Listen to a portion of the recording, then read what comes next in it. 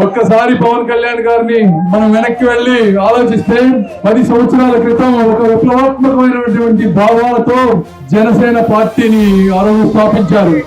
అప్పటి నుంచి ఇప్పటి వరకు పేద బడుగు బలహీన వర్గాల ప్రజల గొంతుకకు గళమై ప్రతిసారి ఆయన ప్రశ్నిస్తూనే ఉన్నారు. జగన్ నువ్వెవడివి? జగన్ నీ నెల పథకాలు చెప్పడానికి నువ్వెవడివి? నీ మంత్రులు ఎవరు?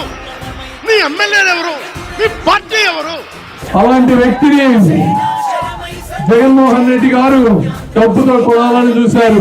1000 కోట్ల రూపాయలు ఆఫర్ చేశారు, మీ అందరికీ తెలుసు. అయితే జగన్మోహన్ రెడ్డి గారికి నేను ఒకటే చెప్తా ఉన్నా, ఈ భూమి మీద ఉన్నటువంటి డబ్బంతా పోగు చేసినా కూడా పవన్ కళ్యాణ్ గారిని మీరు కొనలేరు అని చెప్తా ఉన్నా. ఆయనని అభిమానంతో గాని ప్రేమతో గాని మాత్రమే జయించగలమని ప్రతి ఒక్కరూ గుర్తుపెట్టుకోవాలి.